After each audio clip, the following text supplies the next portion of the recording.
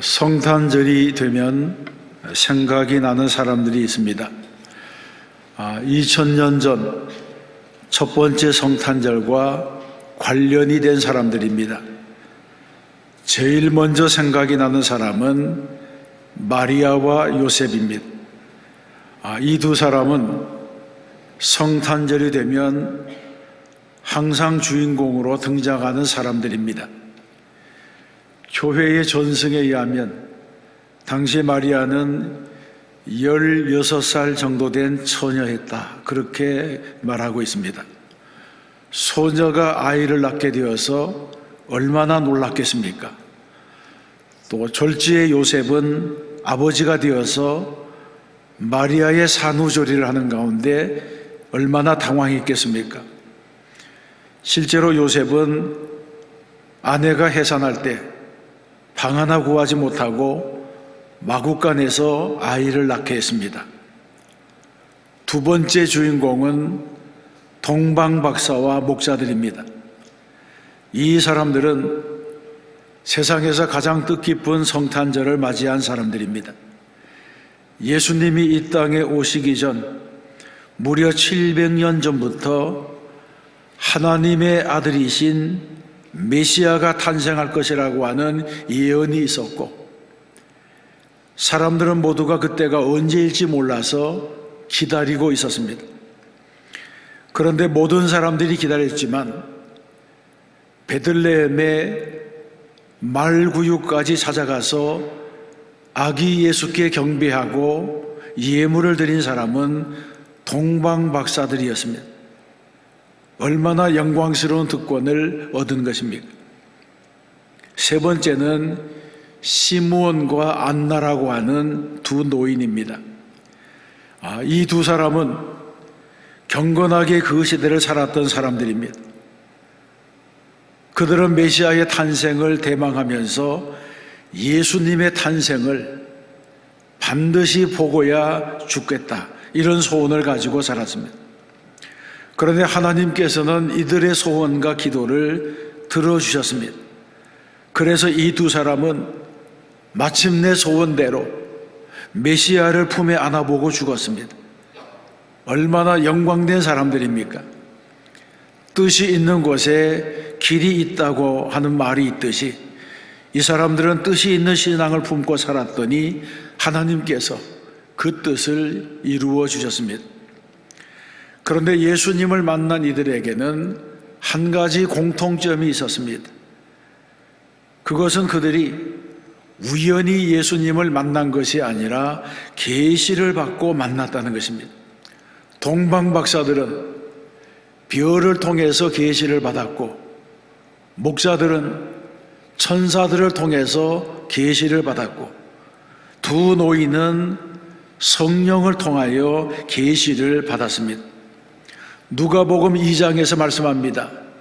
예루살렘에 시므온이라는 사람이 있으니 이 사람은 의롭고 경건하여 이스라엘의 위로를 기다리는 자라. 성령이 그 위에 계시더라. 그가 주의 그리스도를 보기 전에는 죽지 아니하리라 하는 성령의 지시를 받았다, 이렇게 말씀합니다. 그렇습니다. 기다린다고 해서 다 만나는 것이 아닙니다. 성령의 계시를 받은 사람들이 만났습니다. 하나님의 아들 메시아가 이 땅에 오시는데 어찌 아무런 징조도 없이 계시도 없이 태어났겠습니까? 그래서 계시를 받았던 사람들은 모두가 주님을 만났습니다. 이것은 하나님의 은혜의 사건이 아닐 수가 없습니다. 그런데 성탄절이 되면 또 생각이 나는 사람들이 있습니다. 이 사람들은 기회를 놓쳐버린 사람들입니다. 아주 불행한 사람들입니다. 어떤 사람입니까? 먼저 바리새인과 서기관들입니다. 이 사람들은 율법을 훤히 알고 있었고 성경에 대해서는 박사였습니다.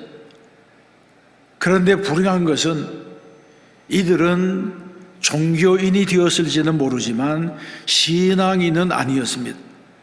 성경을 지식적으로는 많이 알았지만 그 말씀을 믿지는 않았습니다.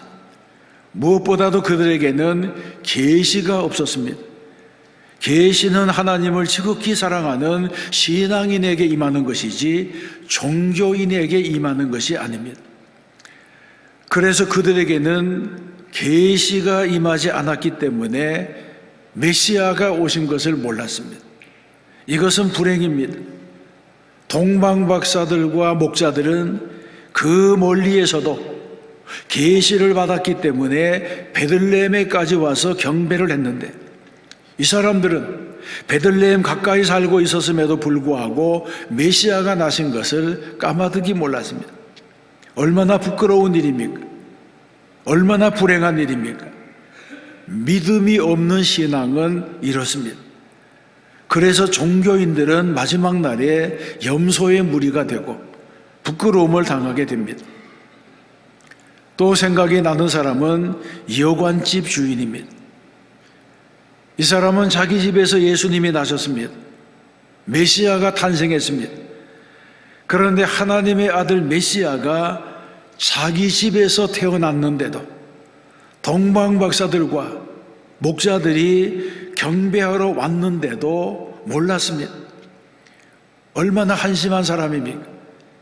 계시가 없는 사람에게는 영적인 분별력이 없습니다.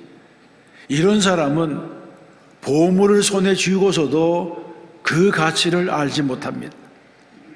여관집 주인은 첫 번째 성탄절날 자기 집에서 무슨 일이 일어났는지도 몰랐습니다. 헤롯도 마찬가지입니다. 그는 자기가 통치하고 있는 땅에서 하나님의 아들이 나셨음에도 몰랐습니다. 자기 나라 국민 가운데 노벨상만 받아도 난리가 나고 올림픽에서 금메달만 따도 야단인데 인류의 역사를 뒤바꿀 메시아가 나셨음에도 모르고 있었습니다. 더 무지한 것은 그 사실을 알고 난 다음에도 달려가서 경배하려 하기보다는 오히려 아기 예수를 죽이려고 했습니다. 왜 이렇게 된 것입니까? 이런 사람들의 공통점은 계시가 임하지 않았다는 것입니다. 바리새인들과 서기관들과 백성의 제사장들을 보세요. 이들은 모두가 700여 년 전에 기록된 메시아가 오실 것이라고 하는 예언서를 손에 들고 있었던 사람들입니다. 그들은 날마다 성경을 읽고 성경을 연구하고 말씀을 외우던 사람들이었습니다. 그런데 이 사람들은 성경을 신앙적으로 믿고 받아들인 것이 아니라 지식적으로만 연구하고 머리로만 알고 있었기 때문에 정작 예수님이 오셨을 때는 깨닫지 못했습니다. 이것이 바로 종교인과 신앙인의 차이라고 할 수 있습니다. 그렇습니다. 계시가 없으면 영적인 세계를 깨달아 알지 못합니다. 그러나 동방박사들은 비록 멀리 있었지만 하나님이 보여주신 계시를 보고 멀리서부터 산 넘고 물 건너서 거기까지 찾아왔습니다. 목자들도 천사들로부터 계시를 받고 찾아왔습니다. 시므온과 안나 역시 성령으로부터 계시를 받았습니다. 그러므로 여러분, 성탄은 그 참뜻을 모르는 사람에게는 무의미한 날입니다. 그래서 세상 사람들은 크리스마스 이브에 술을 먹고 춤을 추고 선물을 주고받고 몰려다니면서 환락에 취하게 되는 것입니다. 그러나 성도들은 성탄절을 마냥 즐겁게만 보내기에는 너무 죄송합니다. 왜냐하면 성탄에는 거룩한 뜻이 들어있기 때문입니다. 성탄에는 어떤 거룩한 뜻이 들어있습니까? 첫 번째, 성탄에는 섬김의 정신이 있습니다. 예수님은 하나님의 아들로 이 땅에 오셨습니다. 성경에서는 이 땅에 오신 하나님의 아들을 인자라고 불렀습니다. 하나님의 아들이 인간이 되셨다고 하는 것입니다. 다른 종교에서는 인간이 신이 된다고 말합니다. 그래서 신이 된 인간을 섬기는 것이 바로 다른 종교의 모습입니다. 그런데 예수님은 신이 인간이 되어 이 땅에 내려오셨습니다. 이것을 신학적으로는 성육신 하셨다, 인카네이션 하셨다고 말합니다. 인간이 신의 자리에 올라선 것이 아니고 신이 인간의 자리로 내려오신 것입니다.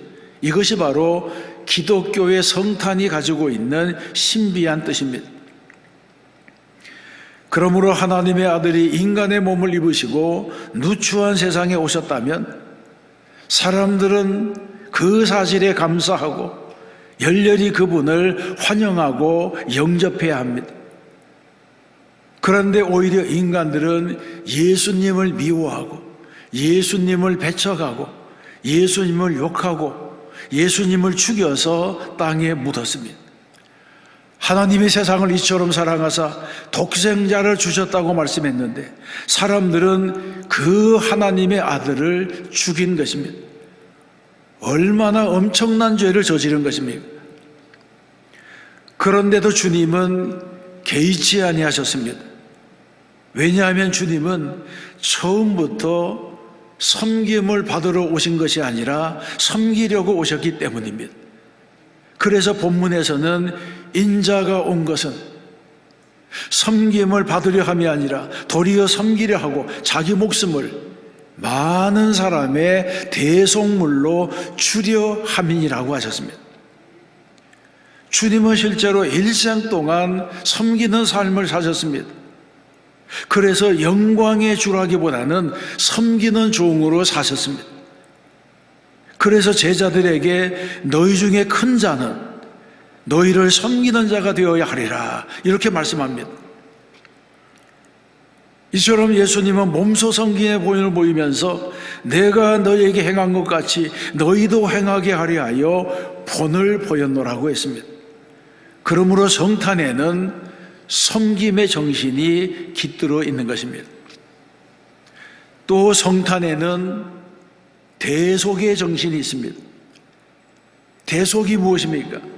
대속이라고 하는 것은 대신할 대자에 바칠 속자입니다. 다시 말해서 대신 제물을 바치고 죄를 면제받는다고 하는 뜻이 있습니다. 그래서 십자가의 대속은 예수님께서 죄인들을 대신하여 죄값을 치르시고 십자가에서 죽으심으로 우리 죄를 용서하셨다고 하는 놀라운 뜻이 있습니다. 주님은 우리의 죄를 대속하시기 위하여 이 땅에 오셨습니다. 모든 사람들이 다 잘 살라고 이 땅에 왔지만 예수님은 십자가에서 죽으시려고 오셨습니다. 그래서 십자가에는 대속의 정신이 들어있는 것입니다. 이런 사실을 모르는 세상 사람들은 성탄절이 되면 술을 마시고 밤샘을 하고 시희낙낙거립니다. 그러나 예수님은 영광을 받으시려고 이 땅에 오신 것이 아니라 십자가를 지시려고 섬기시려고 죽으시려고 오셨기 때문에 이 사실을 아는 우리는 마냥 기뻐하기만 해서는 안 되고 좀 더 숙여내야 됩니다. 그래서 교회는 성탄절 전 4주간 대림절에 경건한 마음으로 오실 주님을 기다리러 간 것입니다. 이때의 예전의 색깔은 참회와 애도를 의미하는 보라색입니다.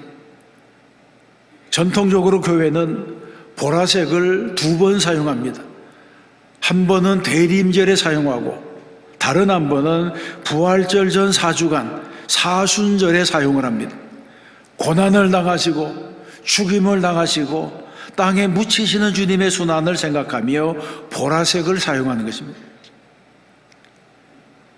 그런데 만일 예수님의 섬김이 성김으로만 끝나버리고 죽임 당한 것으로 끝나버리고 말았다면 예수님은 간디나 소크라테스 그 이상의 사람이 될 수 없었을 것입니다.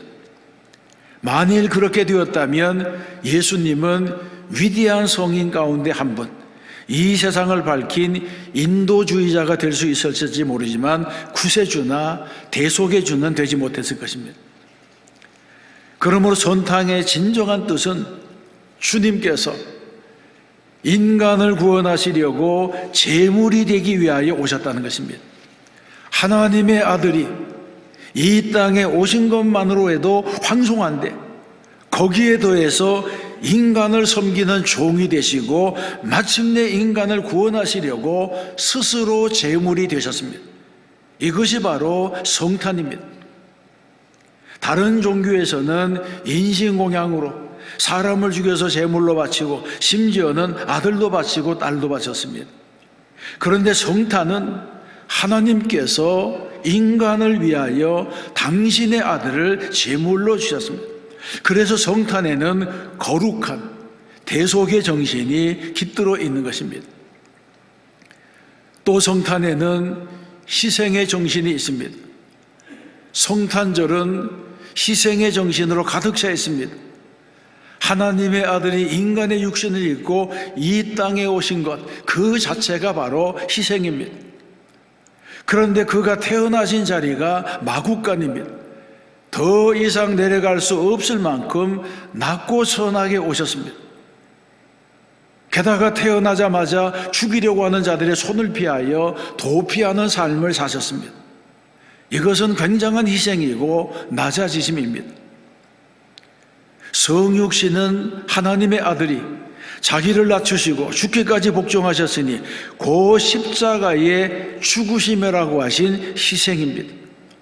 그래서 주님께서는 자신을 낮추시고 복종하시고 죽으셨다고 하는 것, 이것은 더 이상 낮아질 수 없을 만큼 철저한 희생을 하셨다고 하는 말씀입니다.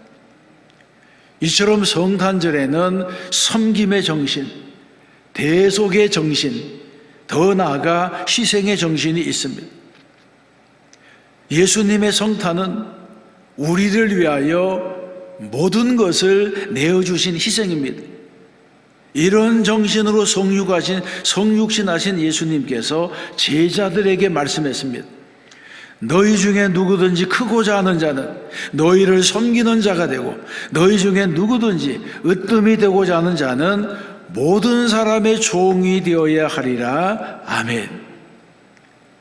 그래서 우리는 성탄을 맞이하여 우리도 우리 주님처럼 이 낮아짐을 실천하는 성도가 되어야 하는 것입니다.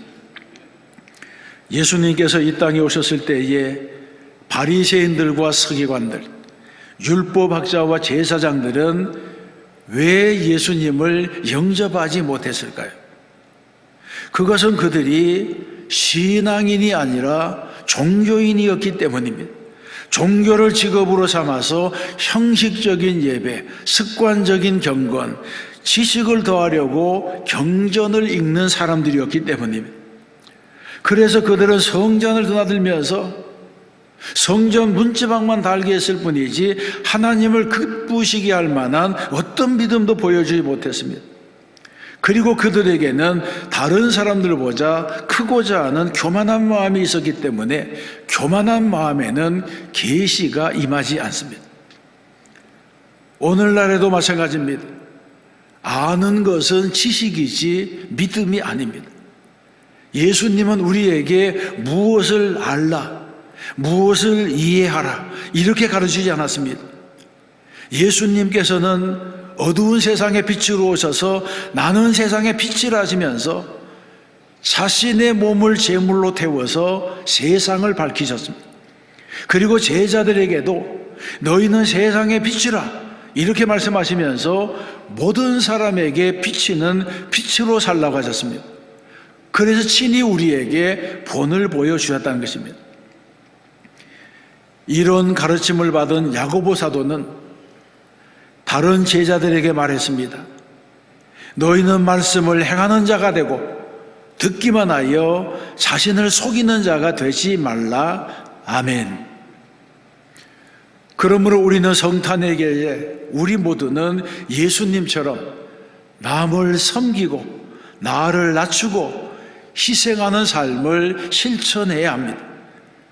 오늘날 세상 사람들이 예수님은 좋아하지만 그리스도인을 싫어하는 이유가 무엇입니까? 그들의 눈에는 그리스도인들의 실천이 부족하게 보인다는 것입니다.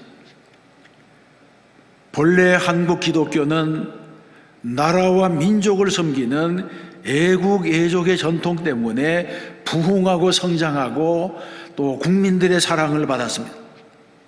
한국교회 100년의 역사는 자랑스러운 역사입니다. 우리 민족의 역사를 돌아보면 한국 불교는 삼국시대와 고려시대에 중흥했다가 왕조의 몰락과 더불어 시대적인 역할이 끝나버렸습니다. 그 이후에도 민속적인 신앙으로 남아있긴 했지만 불교가 한 번도 시대 정신을 이끌어간 적이 없습니다. 유교는 일종의 정치 철학으로 조선 왕조의 개국 이념을 제공했지만 내부적인 모순으로 결국 나라를 망국으로 이끌어 역사의 뒤안길로 사라졌습니다. 그러면 여러분, 일본 제국주의에 나라를 빼앗겨서 36년간 수탈을 당하고 6.25 전쟁으로 전 국토가 잿더미가 되었던 이 나라를 다시 재건한 시대 정신이 무엇이었습니까? 그것은 기독교 신앙이었습니다. 역사적으로 한국교회는 민족의 교회였고 애국의 종교였습니다. 춘원 이광수는 1920년에 우리 민족은 기독교에 감사해야 한다. 신문명으로 무지를 깨우쳐 주었다. 학교를 세워 신학문을 전해 주었고 병원을 세워 병든 육체를 고쳐 주었으며 민족 전신을 일깨워 주었다. 이렇게 말했습니다. 기독교야말로 절망하던 민족, 국가를 잃어버리고 유리방황하던 우리 민족의 유일한 희망이었음을 증거한 것입니다. 뿐만 아니라 한국교회는 성경을 한글로 번역하여 복음함으로 한문이 주류를 이루던 시대에 모든 국민들에게 한글을 깨우칠 수 있게 했고 일제 36년 동안 우리말, 우리 글을 잃지 않도록 했습니다. 이것은 한글 학교조차도 인정하는 위대한 공헌입니다. 또 한국교회는 1885년 최초의 근대식 병원인 광해원으로 시작해서 전국 곳곳에 병원을 세웠습니다. 이 광해원은 세브란스 병원이 되었고 지금도 우리 교단은 대구 동산병원, 전주 예수병원, 안동 성서병원 등 7개의 병원을 직접 운영하고 있습니다. 1886년 근대교육의 효시인 배제학당을 비롯하여 구한말고 해방 전후의 사립학교 절대 다수가 기독교 학교였습니다. 장로의 신학대학교, 연세대, 숭실대, 한남대, 계명대, 서울여대들 기독교 명문대학들은 우리 교단이 세운 학교들이고 지금도 우리 교단에서 이사를 파송하고 있는 기관들입니다. 민족의 지도자들인 백범김구, 월남 이상재, 고당 조만식, 남강 이승훈, 우남 이승만, 도산 안창호, 주시경, 서재필 등 기독교 정신으로 교육을 받은 수많은 선각자들이 민족을 위해서 헌신했습니다. 실제로 한국교회는 순교의 피를 뿌리면서 일본 제국주의와 공산주의자들에게 저항을 했습니다. 이런 섬김과 희생의 정신, 이런 섬김과 희생의 전통을 오늘 이 시대를 살아가는 우리가 이어가야 하는 것입니다.